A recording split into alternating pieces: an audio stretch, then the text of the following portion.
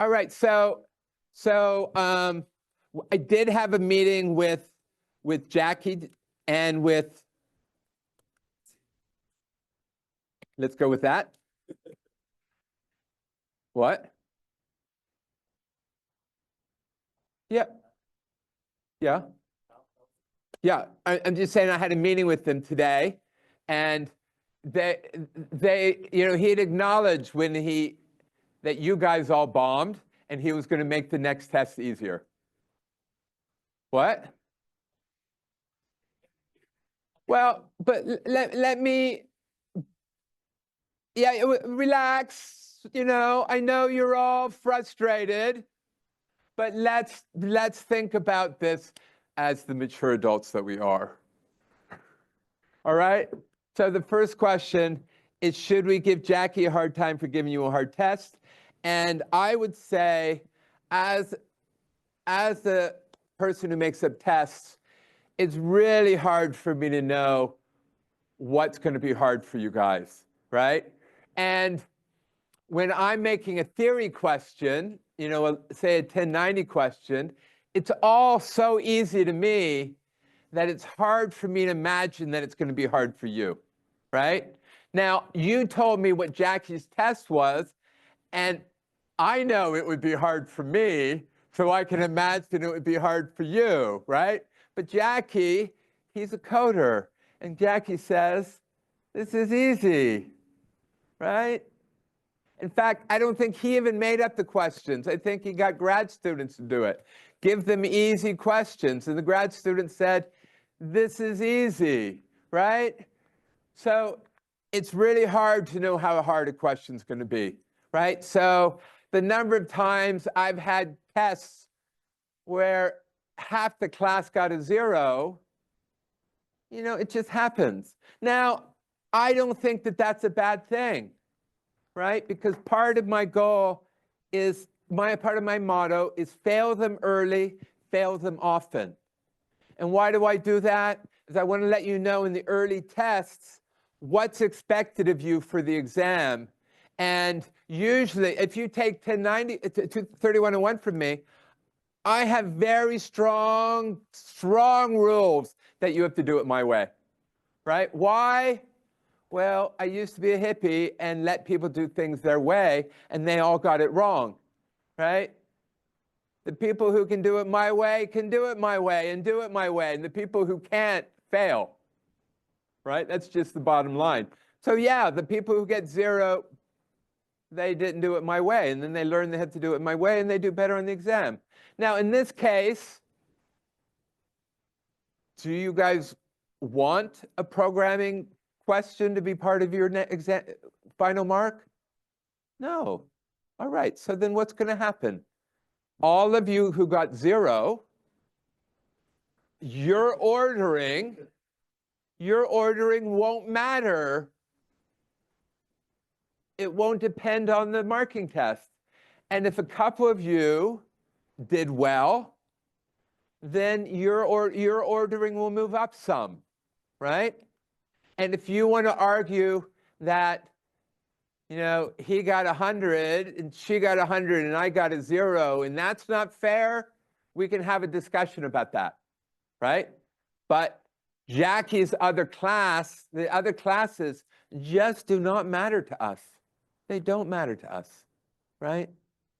So in my meeting with Jackie, I confirmed what I think, I don't know why we had the meeting, because we said what we said on the very first day of class, right? I'm going to put forward questions. They're going to put forward questions. In fact, I have already sent them every question I've ever given for this course. And they can go through and decide what they want. And if a question's not approved by me, it doesn't come on our test, right? If it's not approved by Jackie, it doesn't go on Jackie's test, right? And in the end, we agreed that each course is going to sort the students. And I told him what my distribution was. And he didn't tell me whether he liked my distribution or not. He just said, we will all make the distributions similar. All right? That's all I got. So the final distribution of the 4 sections will be similar, right? And that's how you're going to get. Yes.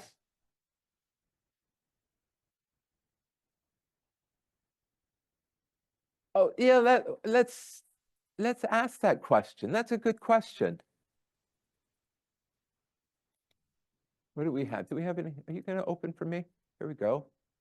Here we go. Review.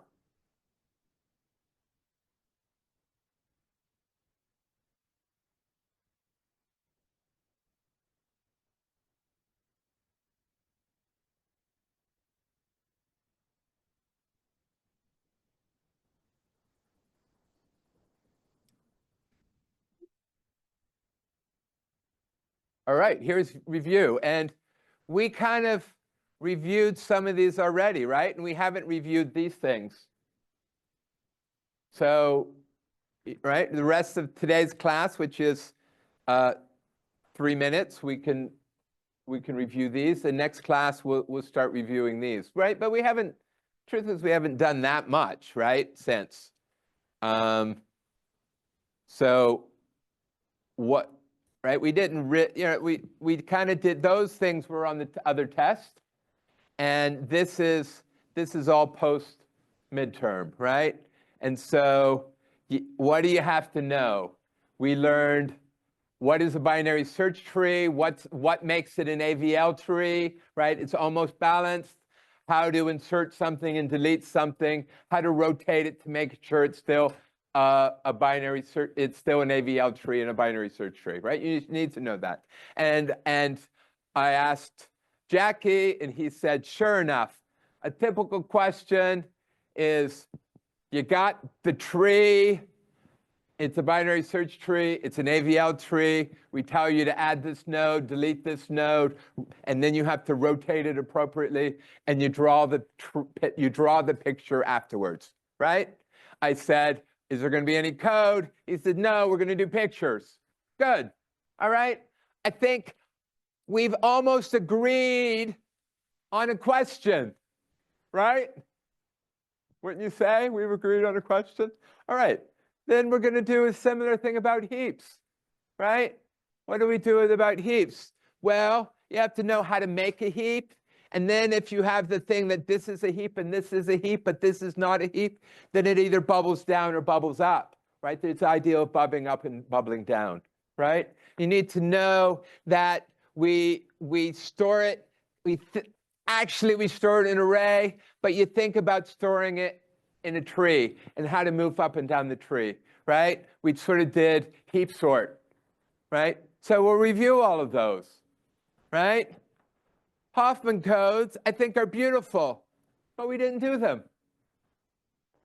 Hash tables, right?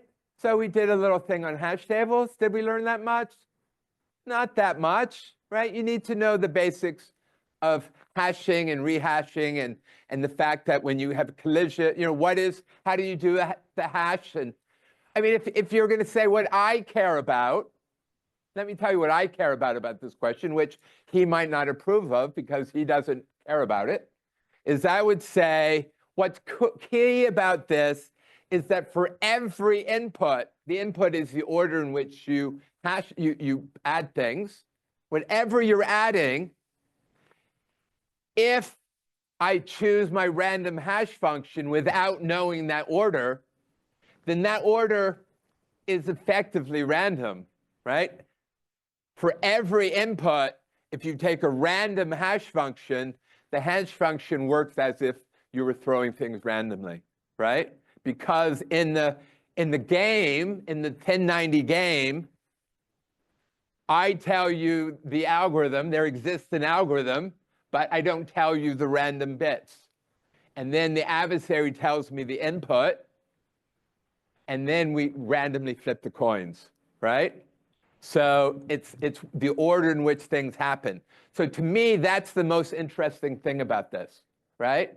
And now, if you're throwing things then randomly, well, you don't have complete randomness, right? Because we only chose a random A, but they're what I call pairwise independent, and that's enough to say the expected number of collisions, right? And then how do you deal with collisions, right? You need either you can chain them or you can double hash, right? And we can review that.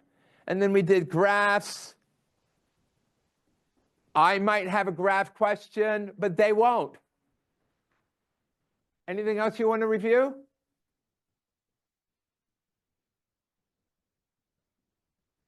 I don't know. I would say on my past tests, there was some short answer and some long answer. And it depends what you mean by long. What happens if I gave you... Yeah, well, some will definitely be of the form, I believe in loop invariance, right? So here's a picture, the loop invariant's true, right? And then you do some things and you have to prove the loop invariant, the picture's still true, right? So that's like one of my questions on a test in the past was that whole, we had a linked list that was going in a circle and we turned them all around, right?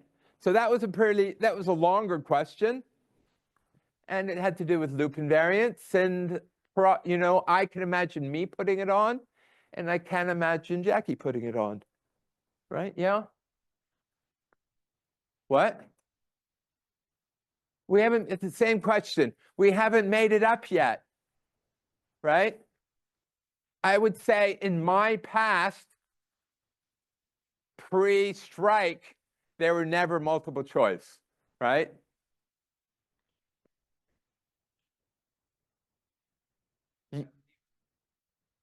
Yeah, exactly, right? Now, have they? Somewhat they have, right? Because they do know that my AVL tree has the property that everybody over here is smaller and everybody here is bigger. They do know that this tree, height of this tree minus the height of this tree is plus or minus 1, right? Those are system invariants or loop invariants, right? And they would have learned that when you insert and delete something, you have to maintain those invariants, right? So I would bet that they haven't formally said it, but indirectly they've done them all, right? Right? We all know that if you're storing a queue is a linked list, and we have a pointer here and a pointer here. Those are my invariants, right? Yeah.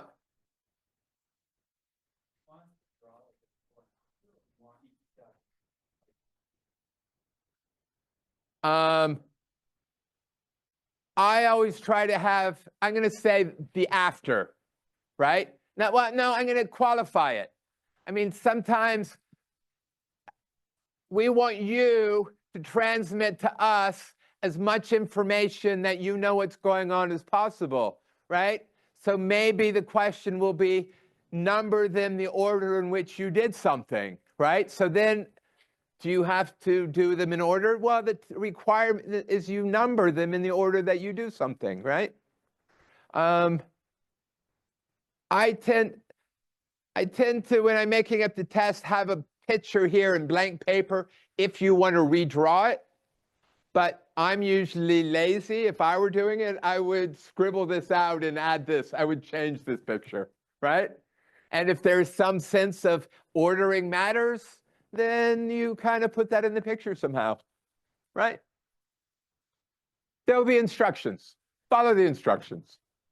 Yes.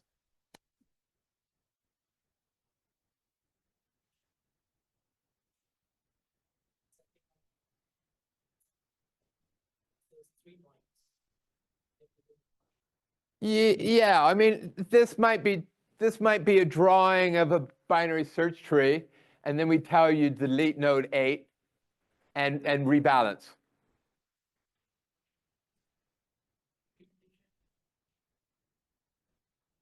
Yeah, but that's going back to me. I mean, I think if it could be that the question is just maintaining the loop invariant, right? So I will give you a picture at the top of the loop. What do? You delete a node and rebalance it, and now we have a new picture, right? So it's the pre-loop. You go around the loop and you have a new loop, right? And then you'll note, and you better, one thing you want to make sure is that in your new picture, it better be a binary search tree. It better be an AVL tree, right? You better be maintaining the loop invariant, or you know you're doing it wrong, right? In fact, if you just gave a random tree with those properties, you'd probably get it right because there's only so many trees, right? Any other questions? Yeah.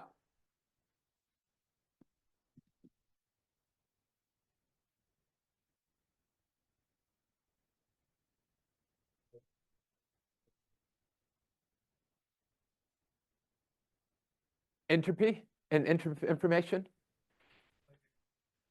Yeah, that was.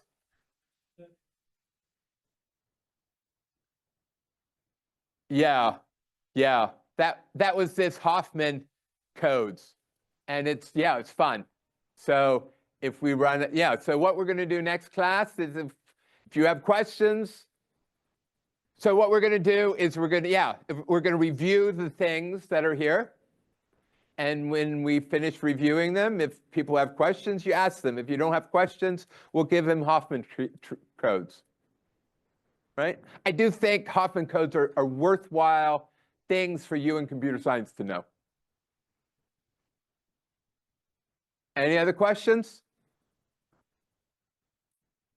We only have, well, depends on your definition of a class. So we have one more scheduled class on Wednesday. And if people want to talk to me between now and the exam, if you just want to chat on the phone, give me a call.